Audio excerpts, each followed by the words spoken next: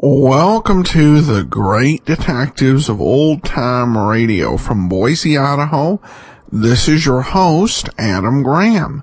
If you have a comment, email it to me, box13@greatdetectives.net. Follow us on Twitter at Radio Detectives and become one of our friends on Facebook. Facebook.com/Radio Detectives. Before we get started, today's program is brought to you by the financial support of our listeners, and I especially want to thank Alton for his support. We'll send access to the premium site as we do with all donations of $7 or more. You can support the show at support.greatdetectives.net. Now it's time for today's episode of yours truly, Johnny Dollar, The Silent Queen Matter, Parts 3 and 4. From Hollywood, it's time now for... Johnny Dollar. Hiya, boy. Vic Carson in Hartford. Say, things are really opening up out there on the coast, huh? So, you read the papers. Quite a surprise, learning that Mavis Gale was married to that penny arcade operator Barney Slade. She'd been married to Tom Sanford. Sure, silent film actor. Only it turns out he and Slade are the same man. Really something, isn't it? Yeah, well... Here, Sanford's supposed to be dead for 27 years, and all the time he's living down there in Ocean Park, and she didn't know about it. So she said. Only somebody saw her hanging around the arcade 2 nights before Slade's murder, Vic. What? Well, what does she have to say about that? She wasn't around when the police went out to her place a little while ago. No one knows where she is. Look, have you been able to get an angle on those photographs of hers in Slade's apartment? Why the killer drew those question marks over them? No. And we haven't found out why the killer copped a half a dozen of the photos either. Photographs of who? How should I know? They're gone. Well, maybe they're important. No. Look, I'm on the trail of a character called the Preacher. If I find him, I may find some answers. Well, according to the papers, Johnny, are you sore about something? Yeah, Vic, I'm sore. Better read my report.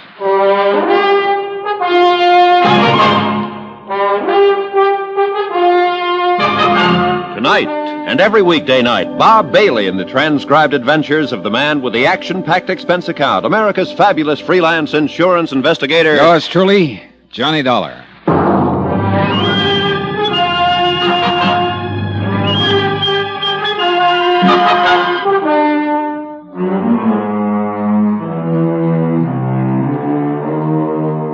Expense account submitted by Special Investigator Johnny Dollar, location Ocean Park, California. To State Unity Life, Home Office, Hartford, Connecticut. Assignment, The Silent Queen Matter. Expense account continued.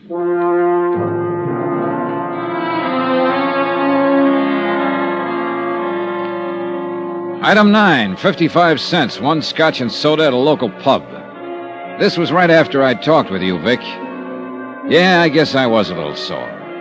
Maybe it was because of that phone call earlier from Sergeant McKay, when he told me that old-time screen star Mavis Gale had been seen hanging around the arcade where Slade was murdered. Okay, so Mavis Gale was in line to receive $25,000 as the beneficiary of Slade's insurance policy. I suppose he figured I was itching to get something on her so the insurance company wouldn't have to pay off. I downed the rest of my drink and walked over to the penny arcade in the Ocean Park amusement zone. You back again? Yeah, I'm back again, Twyla. If you're looking for Sergeant McKay, he's... You sure about what you told him? That you saw Mavis Gale in here several nights ago? I'm sure. Recognize her picture in the morning paper. Well, you didn't volunteer this information to McKay until this afternoon. I sleep late. Okay. So Tuesday night, Mavis Gale showed up. Around 8, you said. Well, I couldn't swear to the time. It was around then. Well, exactly what did she do? I told the sergeant. Well, tell me. When I first noticed her, she was standing just inside the front door, like maybe she was waiting for somebody. Was Barney here in the arcade at the time? No, Barney was back there at that test your strength machine. It was busted. And I was helping fix it. Oh, hiya, Mr. Jessup. Evening, Mr. Dollar. Evening, Twyla. Hi. Yeah, Mr. Dollar, Frank here's pretty good with electrical stuff. So? So I helped Barney fix the machine. Look, Twyla, I mean, what happened then?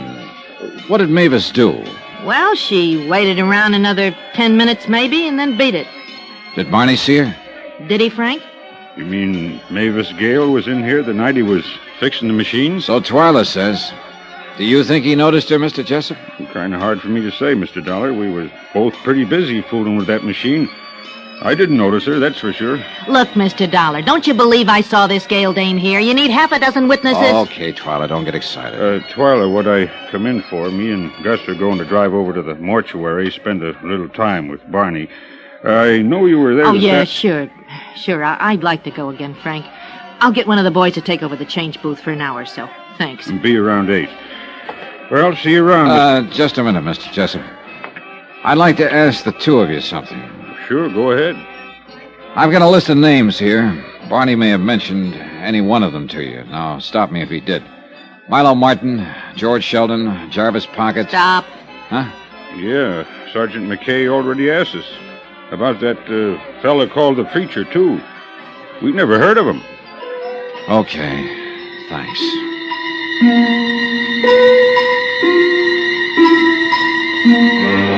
I wandered around the pier for a while trying to figure out my next move. McKay wasn't around, and it was a cinch Mavis Gale hadn't returned to her Bel Air estate. So the only thing I could do was to keep on trying to track down the men who'd been on that hunting trip 27 years ago with Tom Sanford, alias Barney Slade. Milo Martin, number 1 on the list, hadn't been able to give out with anything exciting. But he had given me a 5-year-old address on George Sheldon, number 2 on the list. Expense account item 10, $15.10. Cab fare and tips on the trail of George Sheldon. It blew hot and cold until late that night when I wound up at a bar in downtown L.A. Yeah, old George worked here for a while. Handyman, sort of. That was I.W. Harper, you said? Right, with soda. So, you're an insurance investigator. Wouldn't be a cop, maybe, instead. No. Now about George. Just wondering is all, friend. What's he done you want him for? I'd just like to talk to him. You sure? I'm sure. Yeah, it figures. He wouldn't be getting into no trouble. Real sweet fella. Real sweet for a fellow who had it rough. And believe me, he had it rough. Used to be an actor. Yeah, I know. Had it real good during the silence, you understand. Then along comes the talkies and old George. Him having a voice 3 tones higher than an air raid siren is out. Oh, it happened to a lot of them. Only for old George, this, coming on top of a busted romance, this is too much. He starts hitting the bottle and Wait a heads minute. down. What romance? Oh, movie actress. She up and married another guy, so... Her name wouldn't be Mavis Gale, would it? Say, funny you ask that. Oh? Her name's all over the front pages. You read the story? Yeah, I did. You mean that this... Nah, this wasn't the romance. Old George had a yen for some doll named Josephine Hinch, or something like that. Say, you wanting to talk with him, it got something to do with that Penny Arcade murder? Yeah, that's right. Now, where can I find George Sheldon? Well, the address is 1712 South Glendale Avenue, Glendale. Thanks. Another drink? No, I'll finish this. And I'll be on my way. You know, I kind of miss old George since he left us. Yeah, sure. Real sweet fella. Yeah, kind of miss the old preacher, too. Way he used to rant and rave. What did you say? About the preacher? Yeah. Old guy. Was a friend of old George. Used to come in here, read him the riot act about his drinking. Wave his arms around and holler. Wait a minute. This preacher, what's his name? Let me see now. Kind of screwy name. I ought to remember. Runs a rescue mission somewhere around here. Would a friend help? Sure. His name's Pocket. Jarvis Pocket? Right on the button. Thanks. Here's your $5. My pleasure. Oh, and friend, since you've been so generous, well, that address I gave you on old George... What about it? Will save yourself the trip. It's a cemetery. Old George has been dead for a couple of years. Jarvis Pocket had been number 3 on my list of the men who'd gone on that hunting trip 27 years ago, and someone had tried to murder Tom Sanford but got killed instead. Now that it turned out he was also the preacher I'd been looking for, Well, that could turn into a big break. Expense account items 11 and 12, $6 even, tip to above-mentioned bartender, and cab fare around L.A.'s Skid Row looking for the rescue mission. It was a neat-looking affair. All the lights in the main hall were on, and, as usual, the place was open for business. Seek, and ye shall find. So, my brother, seek ye the way of the Lord, for along that way lies... There was a good crowd on hand. I eased into a seat alongside a bleary-eyed pilgrim who reeked of bad sherry. Let his light show I looked you around. the way, O my brothers. The bottom of the barrel was here. Repent your sins and put down that bottle. The brothers were listening to the good man up front, but they weren't really tuned in. They were just waiting for a bowl of soup and a place to flop. Peace, peace, my brothers. In him alone is your salvation and your hope of everlasting life. Open your hearts to eternal joy, and the glory shall be yours. We will now sing hymn number 32. When the singing was over, I got caught in the crush, and the next thing I knew, I was holding a bowl of lentil soup in my hand, and I realized I hadn't eaten all day. Meanwhile, I kept my eye on Brother Pocket and waited for a chance to get to him alone. That happened about 5 minutes later when he walked out. I followed him down a long, dark corridor and into his office. Please sit down, young man. Thanks. My name is Johnny Dollar, Brother Pocket. I'm an insurance investigator. Oh. Frankly, I thought you were a policeman when I saw you out there seated with my flock. Been expecting the law? Yes. Excuse me. I knew they'd be coming around sooner or later regarding that long friendship of mine with Barney Slade. Yeah, goes all the way back to the days he was known as Tom Sanford when you directed silent films. Check? Check. How long have you known Tom was alive, using the name of Slade? Oh, Mr. Dollar, I was witness to that horrible affair that took place during that hunting trip 27 years ago. Oh? Somehow, during the course of that day's hunt, I became separated from the others. Then suddenly I came upon Tom struggling with a man in a deep ravine. The would-be killer? The man with the shotgun? The other man fell, the gun went off, and he was killed instead of Tom. Go on, Brother Pocket. Well, immediately I told Tom we should find the others, tell them what had happened, that he would have none of it. Is that when he told you he preferred to let the world believe he was dead? And I suddenly realized it probably would be best for all concerned. In what way? Well, Mr. Dollar, Tom was constantly involved in trouble of some kind, drinking too much, gambling, women, brawling. He knew what it was all doing to Mavis, but he couldn't help himself. Believe me, Mr. Dollar, he loved her passionately. Made her life miserable, and his own as well. I see. Brother Pocket, about the would-be killer. I know what you're going to ask. The name of the man that tried to kill Tom. Yeah, you knew him? Oh, yes. So did Tom. Only the two of us knew his identity. You're forgetting someone else. Hmm? The person who hired him. Hired? Oh, Mr. Dollar, what makes you think he was hired? So maybe I'm wrong. Am I? I was never quite certain myself. Did Tom think he was? Oh, no, definitely no. At least as far as Mavis Gale was concerned. Yeah, quite right. Did you share his opinion, Brother Pocket? Yeah, as I said before, I could never quite make up my mind. Oh, why not? Did you think Mavis Gale incapable of doing such a thing? Hiring someone to kill off Tom? No, I'd rather not say. Okay. So who was the man who tried to murder Tom? What was his name? I'm afraid it'll mean little to you, Mr. Dollar. His name was Joe Fallon. Well, you're right. It means nothing. Well, this fact, however, might prove interesting to you.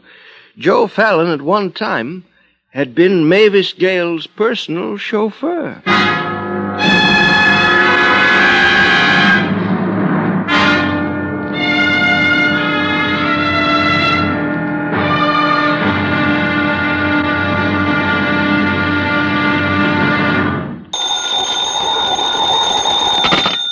Johnny Dollar. Oh, it's you. Hiya, Sergeant. Headquarters just gave me this number to call. I was wondering who'd be in Barney Slade's apartment. How'd you get in? With a key. Brother Pocket had it. Give me that again? Jarvis Pocket.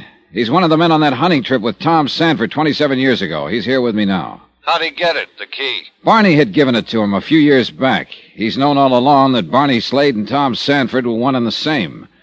He also knows the name of the man who tried to kill Sanford. Who was it? Name was Joe Fallon. At one time, he'd been Mavis Gale's private chauffeur.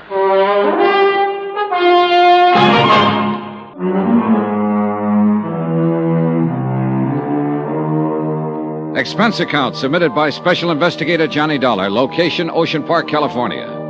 To State Unity Life, Home Office, Hartford, Connecticut. Assignment, The Silent Queen Matter.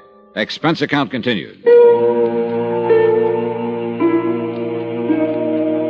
Locating Brother Jarvis Pocket, who now ran a rescue mission along L.A.'s Skid Row, had been the only real break I'd had in the case so far. At least I hoped it would be. The one-time fill director of the silent era had often visited with his old friend Tom Sanford, alias Barney Slade, might put us on the track of Slade's killer. I watched Brother Pocket as he paced back and forth across the small room, scratching his chin thoughtfully, glancing up at the blank spaces on the wall where the photographs had been. He was still pacing the room when Sergeant McKay arrived. How about it, Mr. Pocket? As I told Mr. Dollar, Sergeant, I'm positive that this entire wall was covered with photographs. Uh-huh. And now there are several missing. Were they photographs of some particular star? Oh, no. Action shots made during the filming of a picture that I directed for Miss Gale. Let me see, what was the title of that one? Well, maybe that isn't important, Brother Pocket. Wait a moment. Yes, it was called Dangerous Lovers. Yeah. That George Sheldon starred with Mavis in that one. Was Tom Sanford in it, too? Tom, yes. Best role he ever had. Well, how about the next row of pictures? Yes, a photograph of Mavis and Tom, I believe. I can't recall the title of that film. A dreadful thing. Francis Trevelyan talked them into it and directed it, too. And should have stayed behind the camera where he belonged. And the bottom row, were they photographs of Tom Sanford and Mavis Gale? Yes, I'm certain of it. That picture was... Brother Pocket, would you say that Tom had changed much since those photographs were made? Not too much, no. He put on a bit of weight. His hair turned gray, of course, thinning on top. Oh, he'd grown a small mustache, too. How about it, Sergeant? You'll notice there isn't another photograph of Tom Sanford left on that wall. Okay, so assuming the killer took these away because they might identify Barney as Tom Sanford... And link him with Mavis Gale? Yes. Yet the killer went to the trouble of drawing red question marks over the other photographs of Mavis Gale. To deliberately draw attention to her. Why? Mavis Gale would have been involved anyway to a certain extent. After all, she is the beneficiary of Slade's insurance policy. Sure. But suppose the killer wasn't aware of that. $25,000, I believe, is the amount. Yeah, that's right. And you're wondering why he did it? Oh, I can make a guess. You said he'd been pretty reckless, tossed a lot of Mavis Gale's money around in the old days. May have amounted to something close to $25,000. Possibly. This may have been his way of squaring the account. $25,000 and a king-size shot. He could hardly be expected to guess that his death would come about under these circumstances, Mr. Dollar. No, but he could have passed away calmly in his sleep some night and wouldn't have changed a thing, Brother Pocket. Mavis Gale would still have been curious about a man named Barney Slade. Yes, I suppose, yes. He must have been pretty sure she'd recognize him, that it would make a nice big splash in all the papers. Was he that much of a ham?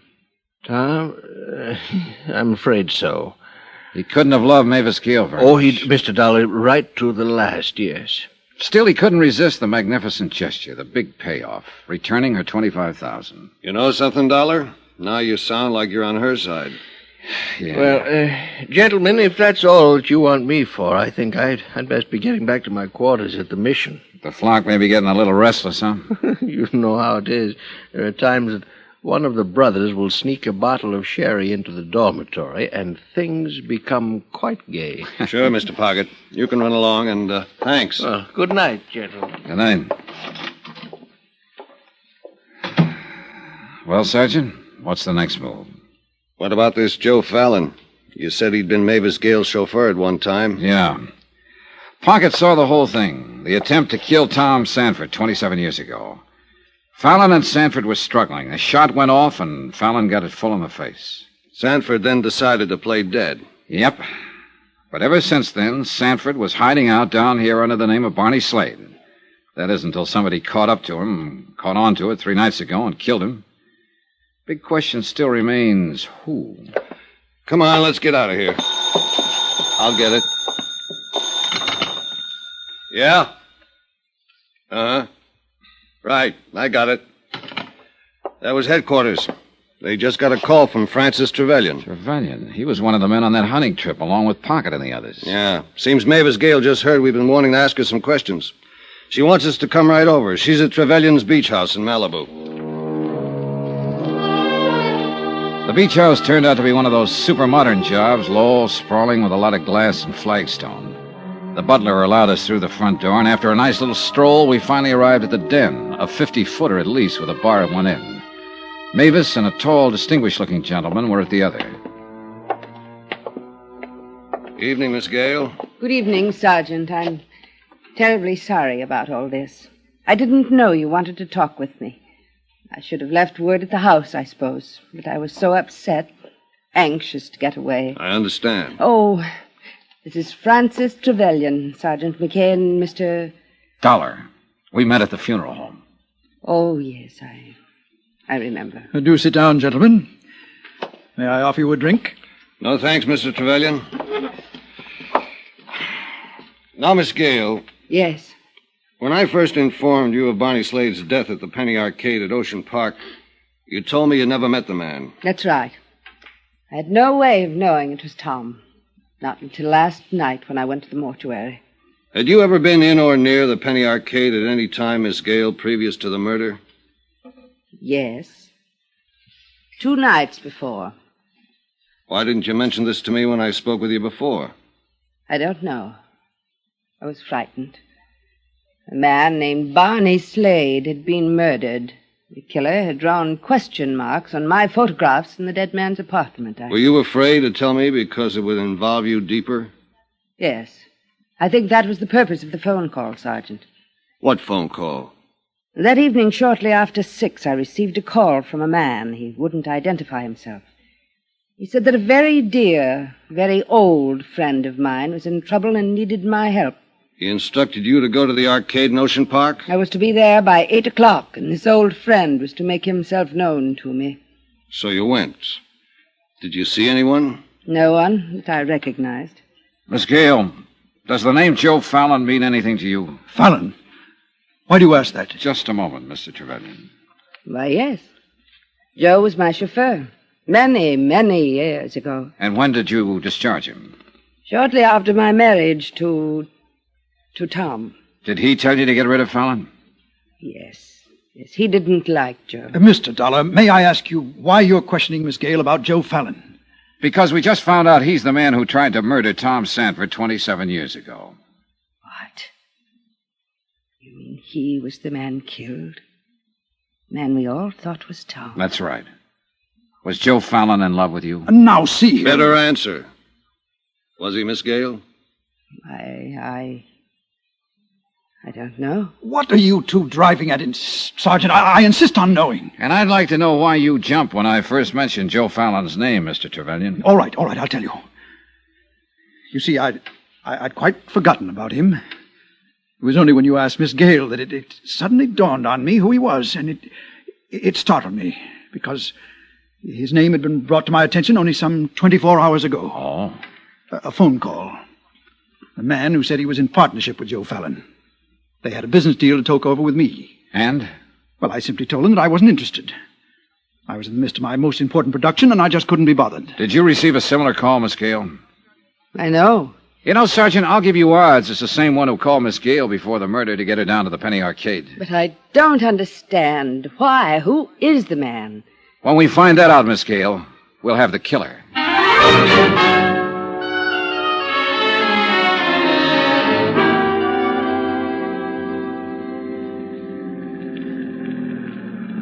Here's your hotel, Dollar.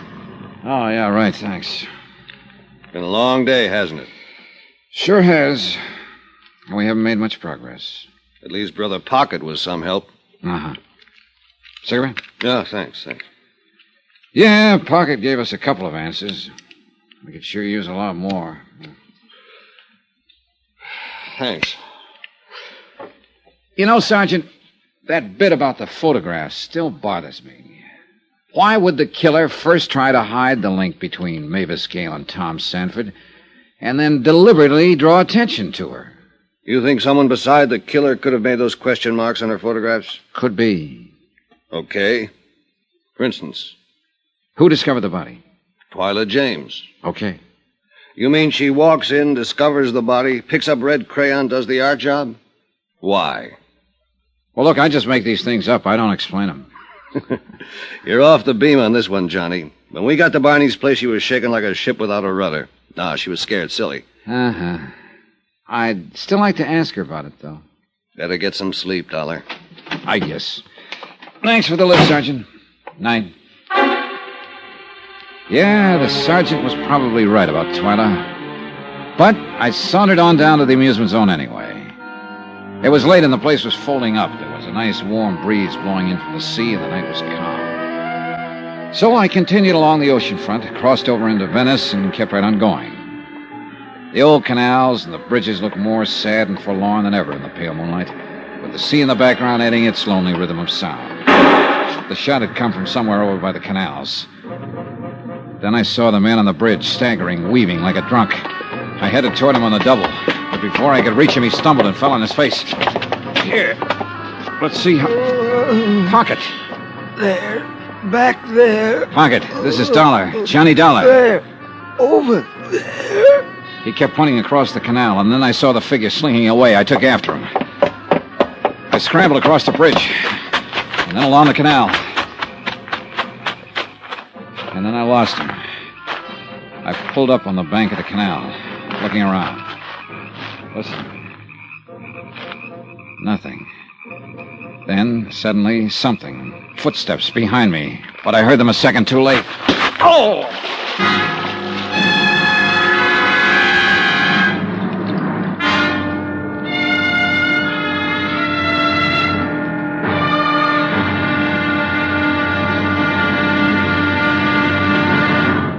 Now, here's our star to tell you about the final episode of this week's story. Tomorrow, a man who talked too much, and it killed him. Yeah, the payoff. Join us, won't you? Yours truly, Johnny Dollar.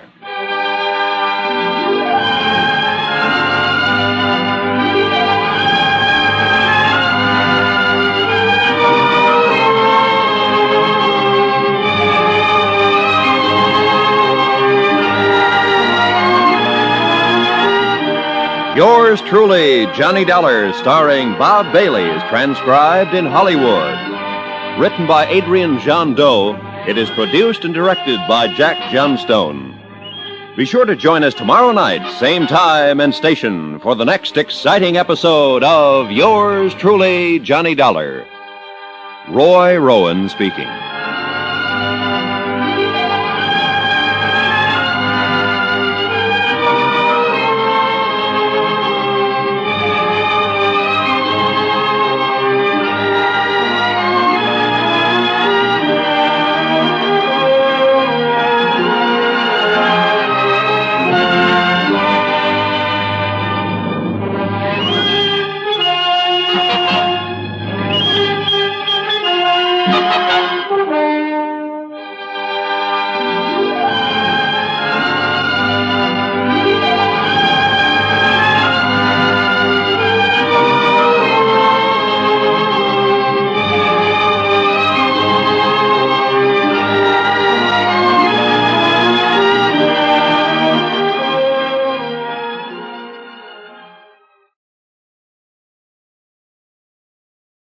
Welcome back. Well, this is shaping up to be one of the better Johnny Dollar serials. And I hope part 5 really justifies the type of story we've gotten in the first 4 parts. Because we've got a very puzzling mystery, particularly those contradicting clues at the crime scene. I don't remember exactly how this one turns out, so I'll be as surprised as everyone on Friday when we wrap this up. And I should go ahead and remind you, this is the last Wednesday episode of Yours Truly, Johnny Dollar. So join us next Wednesday for the character who is going to hold down Wednesdays for the next 2 years, Philip Marlowe. Be sure and be listening for that. It's going to be a very interesting ride as Van Heflin stars. Well, that will do it for today. We will be back tomorrow with Nick Carter. And on Friday, be sure and listen as the Silent Queen matter comes to a close, and so does the Yours Truly Johnny Dollar serial era. And then next Wednesday, The Adventures of Philip Marlowe. In the meantime, send your comments to box13@greatdetectives.net. Follow us on Twitter @Radio Detectives, and become one of our friends on Facebook, facebook.com/Radio Detectives. From Boise, Idaho, this is your host, Adam Graham, signing off.